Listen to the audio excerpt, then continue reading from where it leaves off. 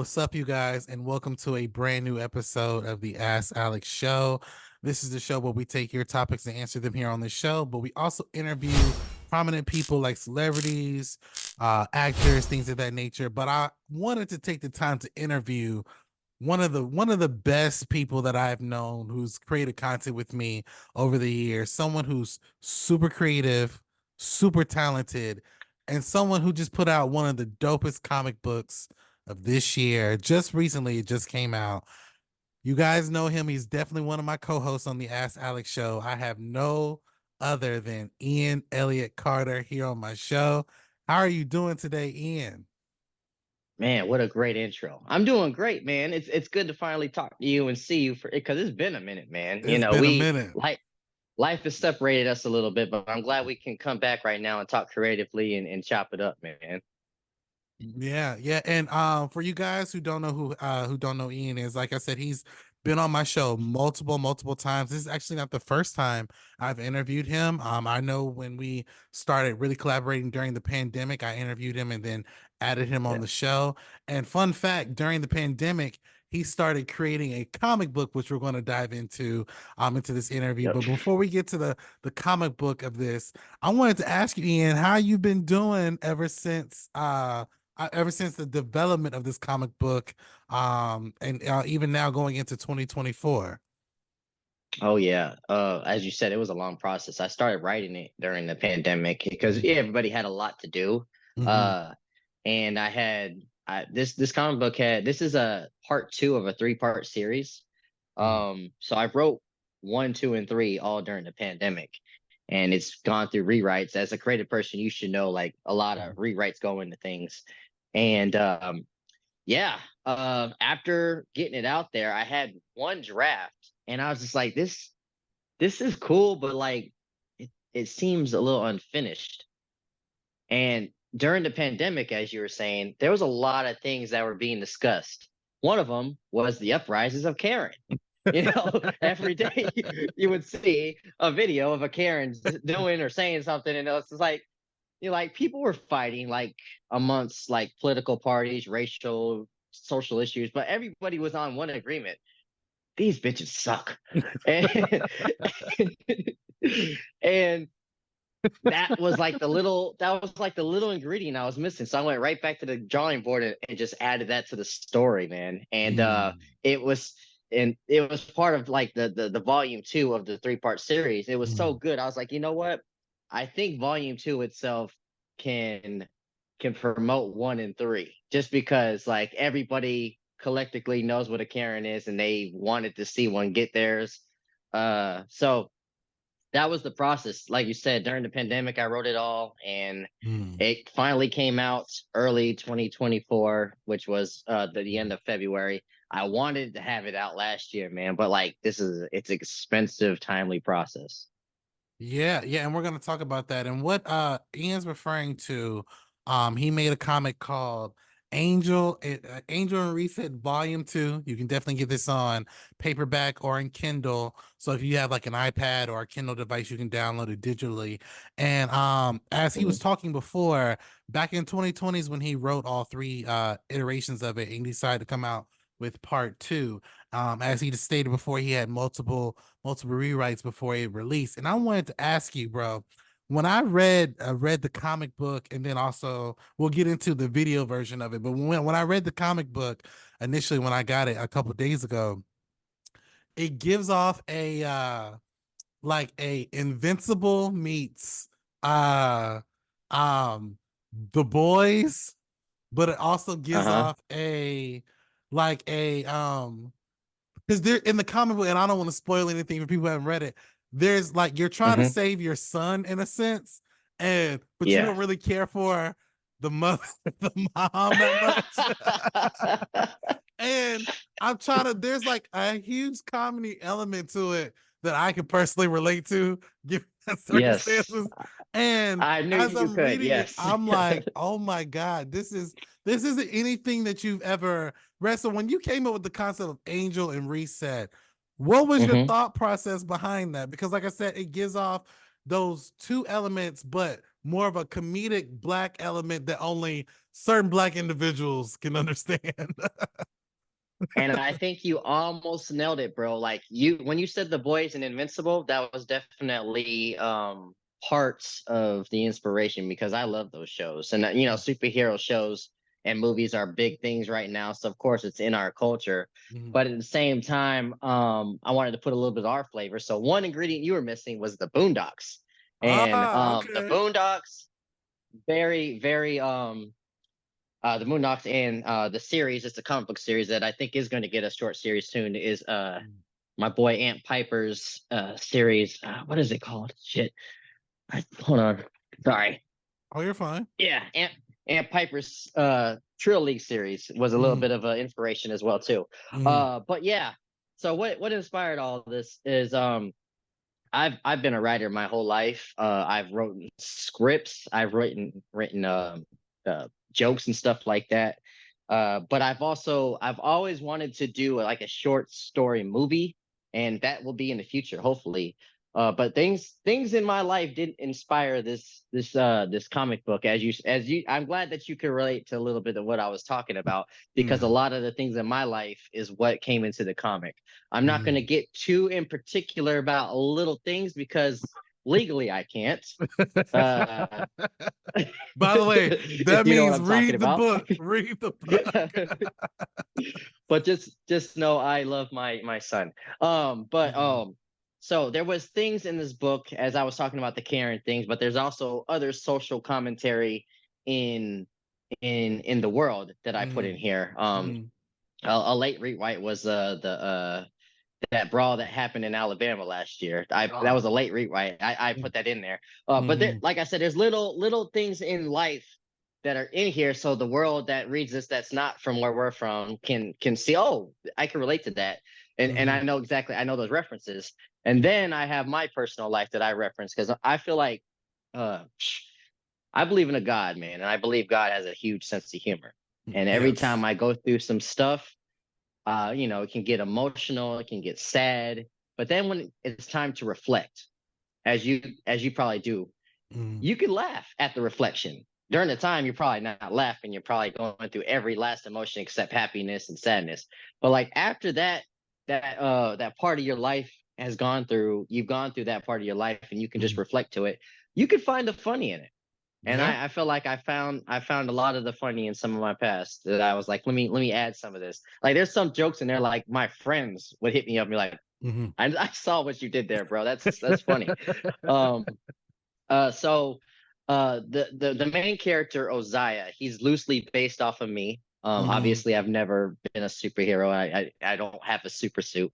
Mhm. But he was a I used to be a single father and I used Mhm. to want to do better for my child. But Mhm. I also was quick tempered to do things that would cause a domino effect and things around me would just mess up.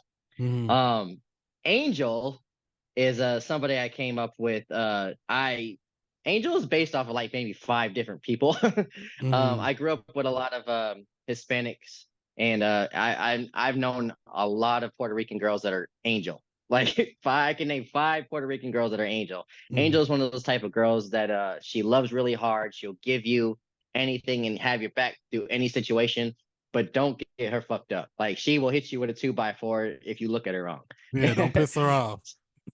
And I thought, that is the type of person that you want to have your back. Mhm. Uh, so I thought those two would be a very interesting dynamic duel when it comes to the situation that they're in. And another thing I forgot to mention is the main villain. His name is James Stockwell. Mhm. James Stockwell is a guy that wants to turn down the internet, turn off the internet, which it gives a lot of that is dived in better with volume one whenever I do put that out. But his main goal is to shut the internet down. He was canceled. He's traumatized from it, and he's just like, you know what? I am tired of people just getting on this thing and just every day they cancel people. Every day they do everything that's we're getting so away from what life is supposed to be because we're stuck on these devices. So I'm just gonna shut it down. And a good villain, as you know, like maybe Thanos or the Joker, is someone that you can relate to. You don't exactly agree with him, but you can understand where he's coming from. Mhm. I think a lot of people can understand where he's coming from, like how the internet and social media in general is having a infectation on our life. It's ruining our lives kind of. But at the same time, you got to take a step back. If the internet is shut down, man, the hospitals are screwed. Right. Our society would basically go back to the Stone Age. We would these kids wouldn't know how to handle things. A lot of the stuff in our society is run by the internet, and it would just collapse. It would basically be this a free for all. It would be crazy. Don't Mhm. even want to imagine. I think that the movie coming up soon. Actually, there was a movie on Netflix that just came out with Mahershala Ali, Oh yeah, leaving the yeah, world behind or something like yeah, that. yeah. Yeah, yeah. I think they kind of like show a little bit of what could happen if that happens. Mhm. But yeah, that's the premise, man. An angry person that's just angry about being canceled, which we see that all the time. What if Mhm. that person that got canceled we create supervillains all the time whenever we cancel people instead of giving them time to Counsel. reflect and do better. And counsel, exactly. Yeah. So yeah, that's the dynamic of all this.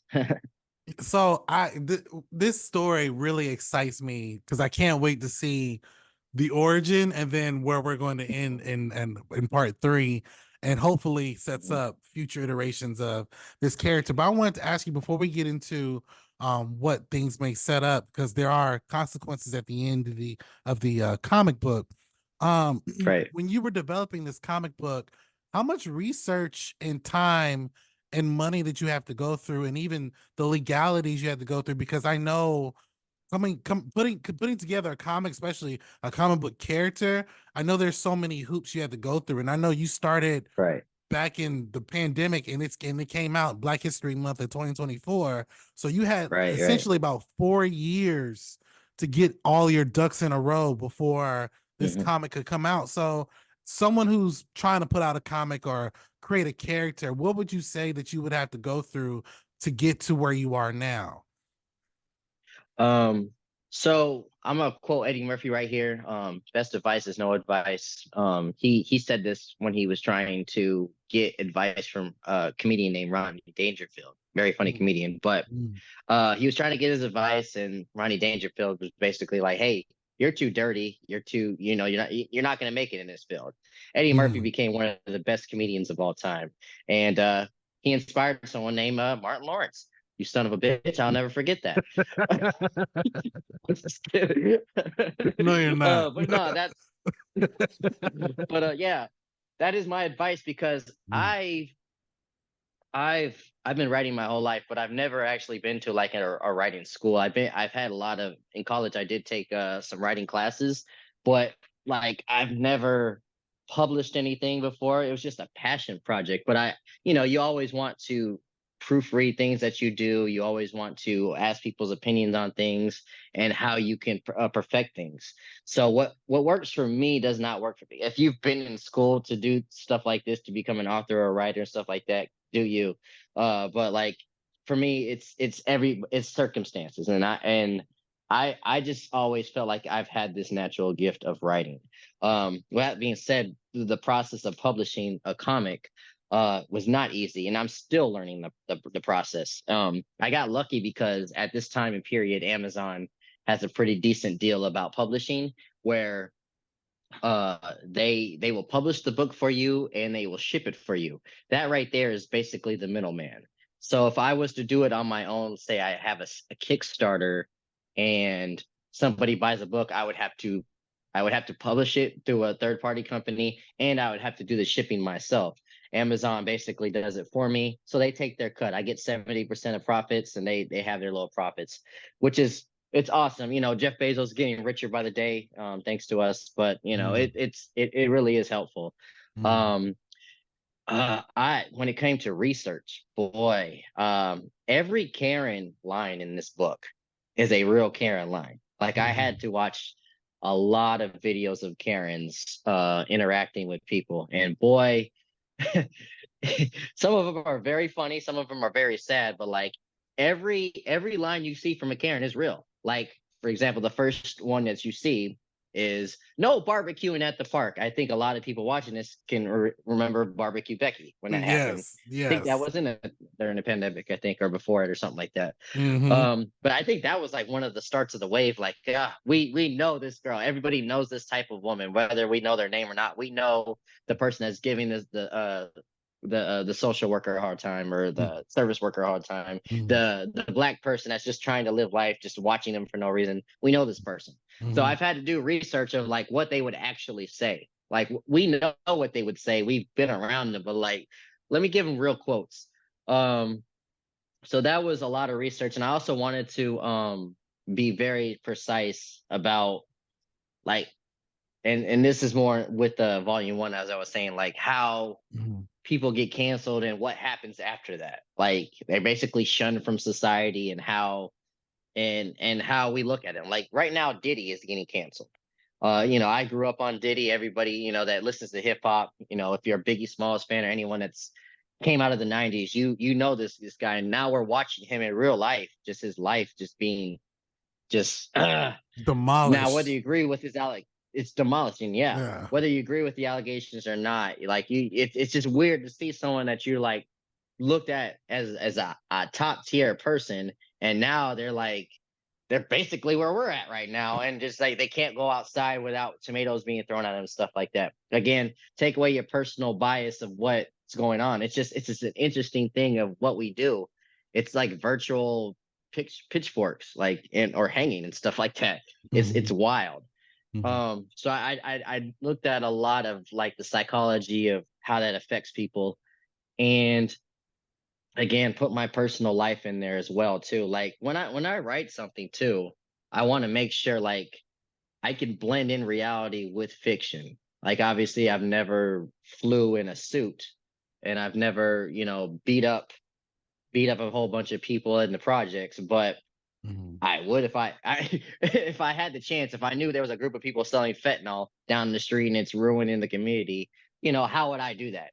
Put yourself in those shoes. Mm-hmm. um but yeah, the process of writing a story is just basically also relating to the audience as well. Who are you trying to sell to? Me, I'm trying to sell to this generation, my generation, above me, below me, and people that could just understand. We can all get together and understand like what sucks and what doesn't suck. I used to be that type that wanted to offend people on purpose, and I'm not that person anymore. I don't like to offend people on purpose, even though I know I can, without doing it on purpose, just because I'm a very opinionated person. Mm-hmm. But I want people to relate and understand uh where I'm coming from as a black father, and as someone that lives in society with other people. And I think anybody of any race, religion, or political party can understand some of the similarities we all go through in life reading Mm-hmm. this book. And I know that's really deep to say in an action comedy, but like that's my writing process though. I want to relate with everybody, even if they agree with me or not. And that's a dope process because the comic is definitely relatable. Like I said, there were scenes where, there's a scene where, and again, I'm not gonna spoil much, but there's a scene where Reset pops up on an actual Karen, not a robot, but an actual Karen, and he was about to light her up. But he doesn't. And what that scene reminded me when I used to work in food service, where they would just say the dumbest stuff, and my manager would come behind the counter and be like, yo, if you keep talking to us any kind of way, we're really about to light you up. And that's what brought me back to it. And even working in hospitality has brought me back to that too. So there's definitely a lot of relatable and funny themes. I am actually Mhm. excited to see volume one, so I could see how the enemy became to be and how Reset got his suit and how him and Angel linked up. I think that would be an amazing origin story. I want to definitely see how that comes about. But my next question is that you dedicate this book to your son, and the opening part you dedicate this to your son, which Mhm. is I'm a father as well. I would definitely, everything that I create I would love to dedicate to my daughter as well. One thing I loved about it is that you show how much your son is an influence in your life. He sees you as his hero, and you know you're obviously Mhm. his dad, so you that's the first superhero he's always been exposed to amongst other things in his life. But the thing I love Mhm. about it is that even when you're gone, you have something to pass down to your son. So my question is Yep. that when you create more stuff with this particular character in comics, is this something you would love your son to be a part of, even writing or developing his own characters, or you know, or he can just continue the legacy potentially after you're gone?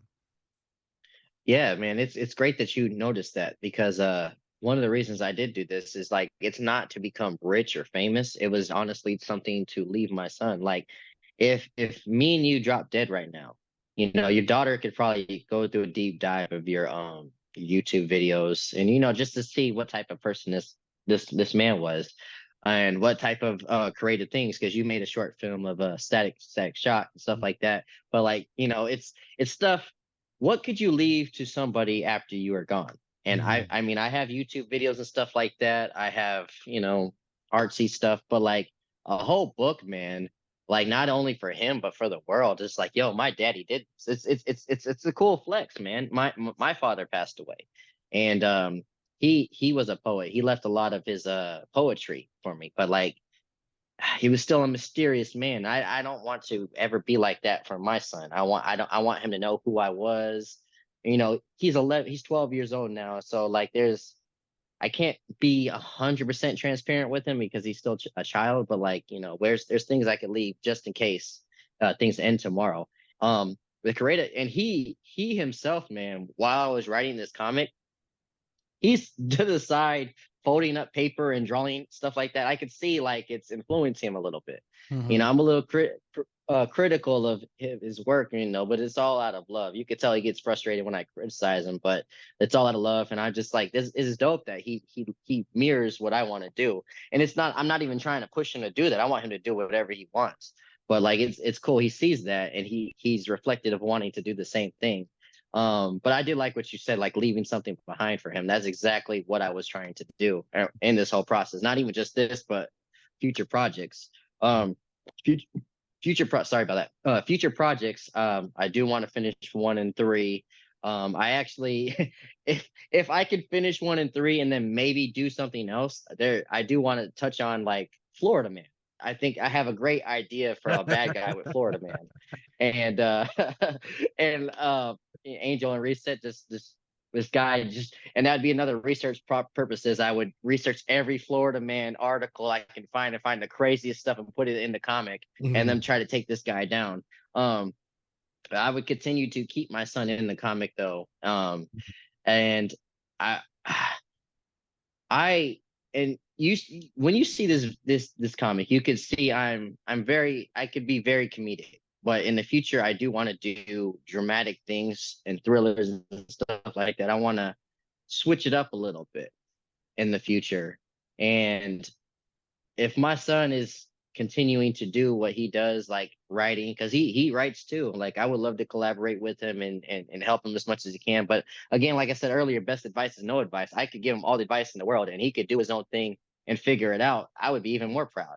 Mhm. Um, but yeah, I hope that answered everything. I know that Oh, was oh like a yeah. 3-part question. Oh yeah, yeah, yeah. And I'm glad that I'm glad you answered it in the way that you answered because because I know you personally. I know the love that you have for Mhm. your son, and I thought the Right, first page of this comic book when you making that dedication, I was like, man, the thought that you had leaving something for your son, that is so admirable, and not a lot of black people recognize that. So I wanted to recognize that for you, right. let you know, like, hey, Thank you. you creating that comic book for not just for black people, but for your son. And then also the Right. character reset. It's funny because Mhm. when you're reading the comic book, you immediately think about if you know Ian, you're thinking about Ian. This is the things that he would say, these are the things that he would do, Yeah. especially towards the end. So I'm just like, okay, Uh-huh. I'm like, okay, picture Ian as this particular superhero, finding this fear and saving the world. Like, and I don't I know I've only met your wife a few times and I've talked to her, but I kind of picture her Yeah. as Reset, as not Reset, sorry, as Angel, to an extent that Uh-huh. ride or die, willing to cut you if Yeah. something happens. But it's funny. Wow. It's funny. It's funny because if you guys buy this book, right, one of the pages says you can watch the comic book if you scan the QR code. Scan the QR code. Obviously, me and a few others that we know are part Hmm. of the animation of the live reading of the comic book. You can Yep. hear Tati's voice as the Karen, but also with the Yes. robot. So I wanted to know when you were putting all of this together for the anime, because I sense an animated show coming soon I would or love a that. live Yes. action, either one. I Uh, putting this together. Um, did you know exactly how the voices sound in your head? Like, I guess the better question, the mhm. voices that sound in your head, are they a live depiction of what you were able to put together?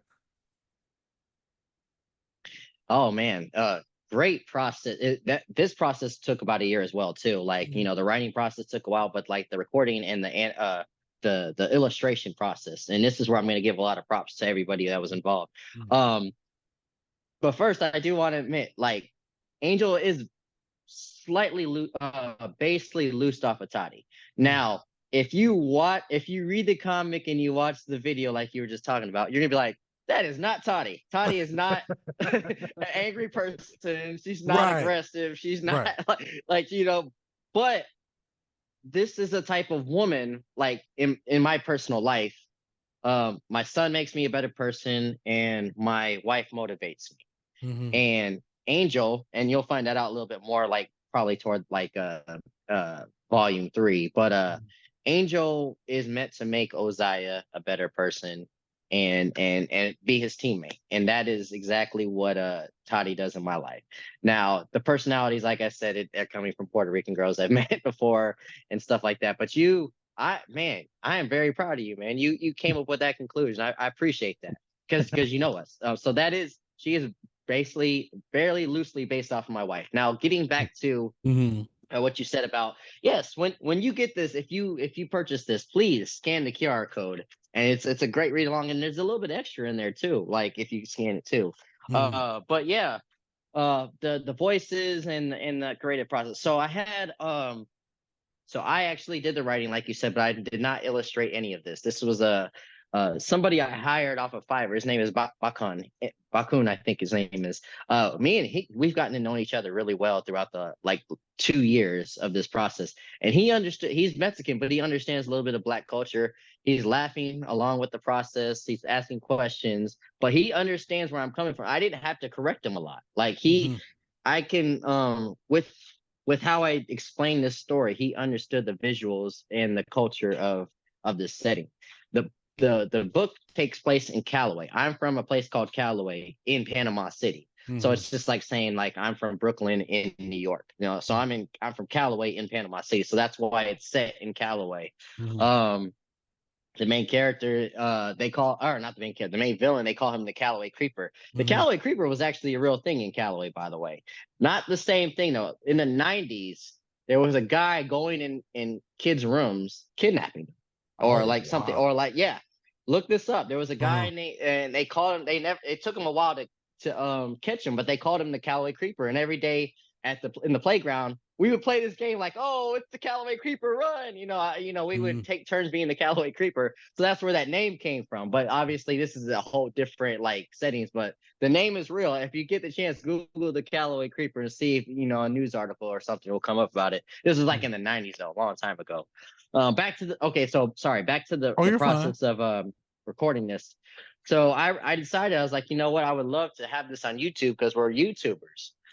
So I got my friends. I got Jeremy Branch. He does the voice of Detective Snow, which is like a Commissioner Gordon figure. Mhm. Angel is voiced by this Hispanic chick I got off of Fiverr, Arson. I think that's how you say her name, but she lives in Cali. She actually does real voice acting for video games and for cartoons and stuff too. So she was great. She nailed the part. My wife did all four of the Karens, and she Mhm. nailed it. She Mhm. nailed it. Um, A girl named Ashley did the baby mama figure. She killed that too. My son actually did this my and it's crazy. My son's middle name is Nate. My Nathaniel. My middle name is Nathaniel. So the kid's name is Nate, and he did the Mhm, voice of my son. And you did some various characters. mhm. You did a police officer. No, you did two police officers, and then you Yeah. did an ongoer person. Like I think that Callaway creeper shit himself. That was Yeah. hilarious. Good Yes. job, bro. And I would love to get you back for one and three whenever we get it. Mm, Uh, but yeah, so that process took about 2 years. My boy Daryl, who also did the voices of Carl and Fishface, mhm, he has a studio where we did a lot of the recording. mm, I did the recording there. My boy Nate did the recording there. He my boy Nate does the voice of Dylan. mhm, Uh, Toddy and Ashley, we all did it. And other people like you and Jeremy sent their stuff in because they have their own mics and all that. mhm, But that took a process. Everybody they laid their voices down, and I had like a puzzle piece and put it together. And then after that, you had to put the sound effects, you had to match it with the scene and stuff like that. It's to the point too, like after that, you're like, oh, I'm missing some sound effects. You got to go back and like, hey, I need you to give me a mm, if it's a fighting scene or something like that. So mm, that, oh boy, that was timely, man. That was timely. But it's a process and annoying. Like you edit really well, so you mm. understand that process. But when you're done, it's a very satisfying feeling. So that was I'm just as proud as of the YouTube video as I am of the comic and everybody involved. I couldn't do it without you guys. Seriously, I really appreciate you doing that for me, bro. I just got a couple more questions I wanted to ask you real quick before we get towards the end. Sure. And you mentioned before this is volume two, and you explained why you put out volume two to help promote volume one and volume three. I wanted to Mhm. ask, since we got this in 2024, how soon are we going to get volume one, the next iteration, and then also Oh after that, man, volume three? that's a great question, and I'm trying to strategize that. I don't want to wait as long too. But I think since I understood this process, how it works, it can get out there a little bit faster. I thought about this idea. I'm not sold on it, but let me know what you think, if it's a good idea or if I should just like do it the way I did it earlier. But I wanted to, with some of these proceeds that I've made from selling volume two, is to start paying my artists to start doing one and get all the voice actors together, and and we just do volume one and volume three, just do it like as soon as possible, like Yeah, maybe back to next back. month, and back to back, yeah. Mm, So what I would do is I would start putting one out like in pieces, like maybe the first 4 pages mm, on YouTube, and like on, I think there's a there's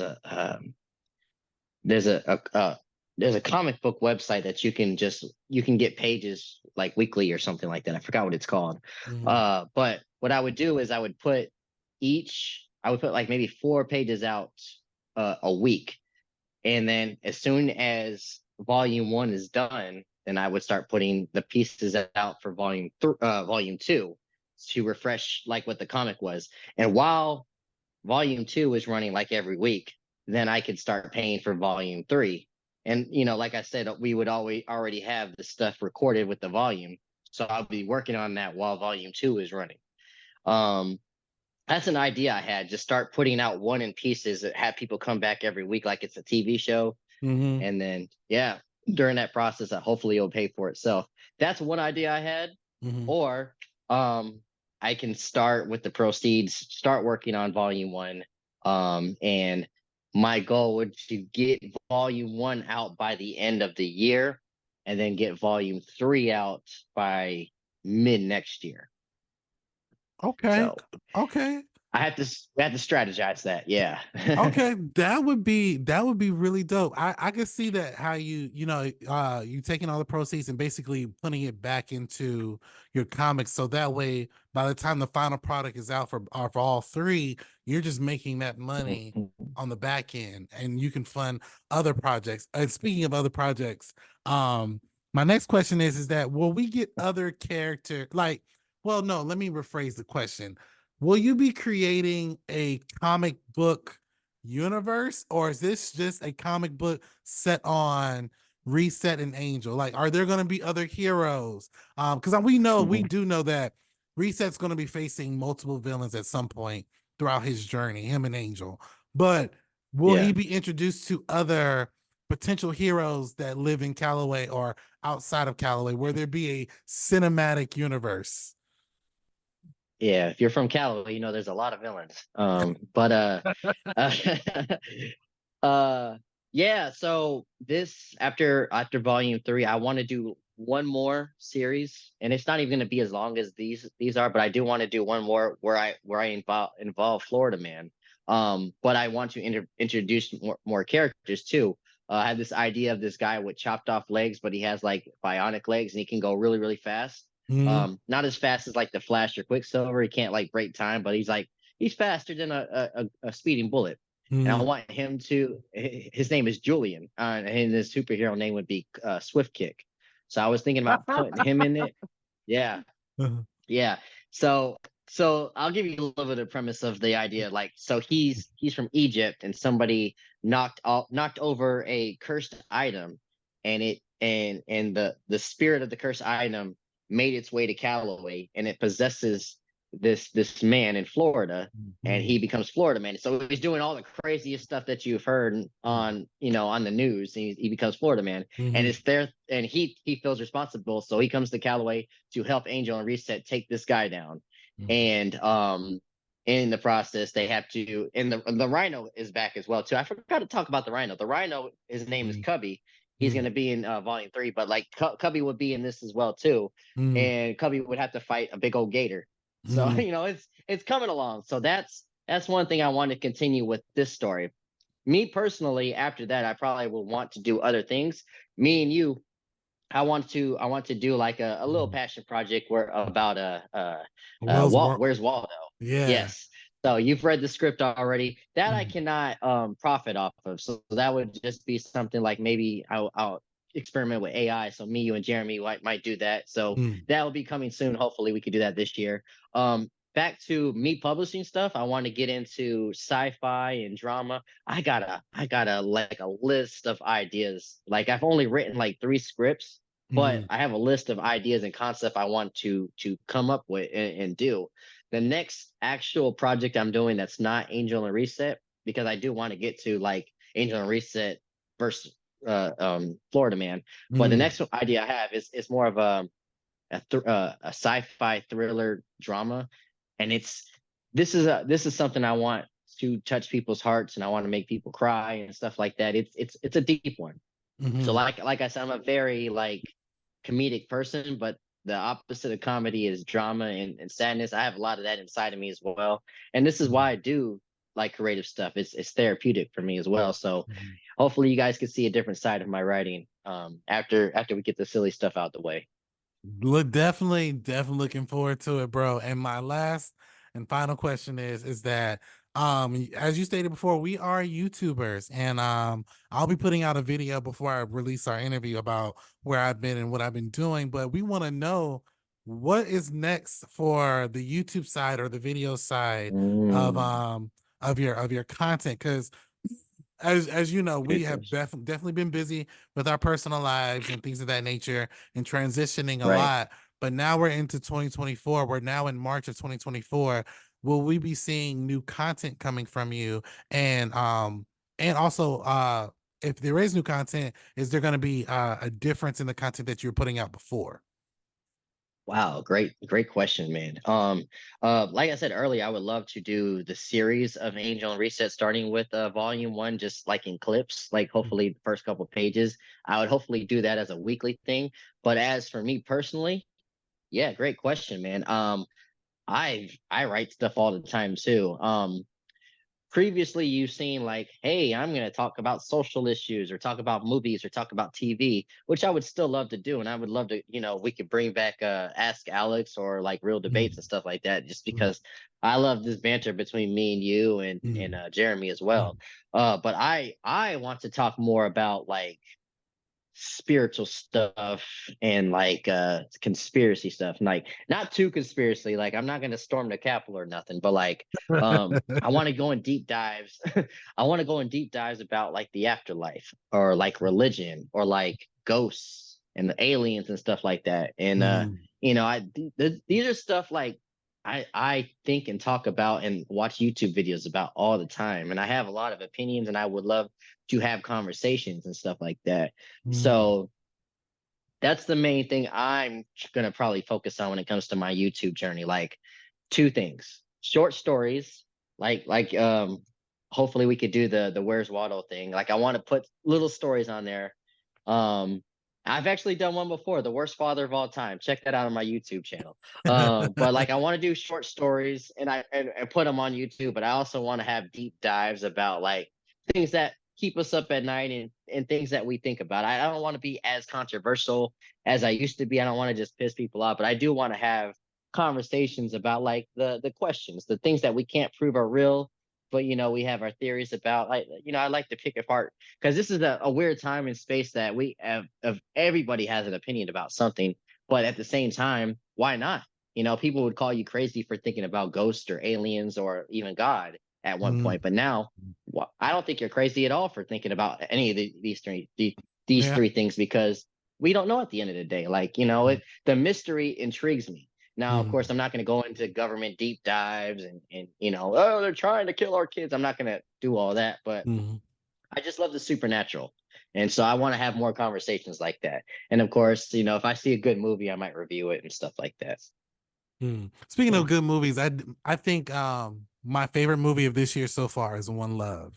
And when I went to go see that movie, Ah. I immediately thought of you because you are a Bob Marley fan. And I was wondering, have you seen Hmm. that movie yet? I have not seen that movie yet. And yes, you're right. I am a huge Bob Marley fan, but I do want to see that. So this It is his is, greatest hits bro. right here, by the way.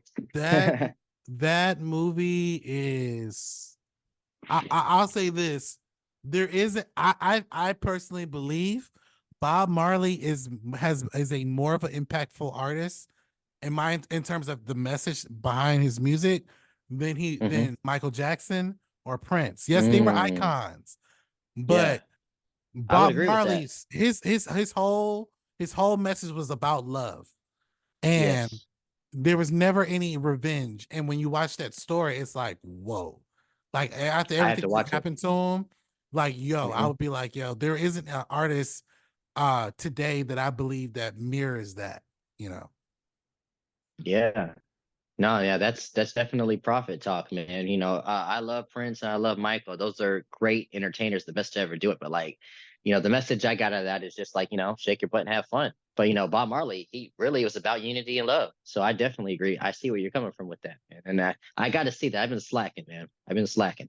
Oh yeah, I feel you, bro. I'm just getting back on my movie train as well because like so much stuff has been going on. But I want to thank you for being on the show. Where can people who follow you buy this comic, and how can they also where can they follow you on social media and other platforms that you have? Yeah, man. Thanks for the time and interviewing me. Seriously, man. I'm glad to have this conversation and any deep dives about it. Um, Mhm. Please go to Amazon.com and look Angel and Reset up. Angel and Reset Robo Karens. You can even Google put my name in there because I have a little author page. That's really cool. Mhm. Yeah, I've been called every name in the book, but now you got to call me author writer Ian Elliott Carter. But yeah, you can Yes. find it on Amazon.com, and like you said, you could get the hard copy, or you can get the Kindle version. And then yeah, if you want to follow me on social media, Ian Ellie Cart, and yeah, I will have a lot of updates because yeah, I'm back in creative mode, man. So I want to do more YouTube stuff, but I'm gonna be writing and stuff like that. It's gonna be a busy year, and Mhm. I'm glad to have a friend like Alex, man, because like without him, without Jeremy, without like my wife and everybody that was involved in this process, I couldn't get it done. So like, yeah, just know we're gonna have a lot more collaborations, even if I have to grab Alex by his toes and throw him out the house and make him do something. So YouTube.com/Ian Elliott Carter. More stuff to come this year. Oh man, I can't wait. And you know where to follow us, guys, here at Momentum Media. I will definitely put this in the link in the description below, the Amazon link. Also, if you've watched this interview, you've obviously seen clips of the video that we were referring to, and also clips of the comic as well. So this is an important comic for, I believe every Black person who wants to support. We keep talking about supporting Black people and Black businesses. Now's your time to do it. This is a real comic Yes. book, 100% owned by one man. This is not a Marvel comic book. It's not a DC comic book. It is a Black artist comic book. So please, anyone who follows me knows I love Black superheroes. I love supporting Black people. So please go out and support this comic book. Trust me, this Thank is you. something completely different than what you have read, but it is entertaining and very Yes. relatable in Don't terms of sleep on the it. characters. Oh, most Yes. definitely. So definitely follow us here on Momentum Media. Support the multiple different things that we do as well. More information and content about my channel will be coming out later on this week. So definitely stay tuned for that. And as always, you guys, have a blessed day.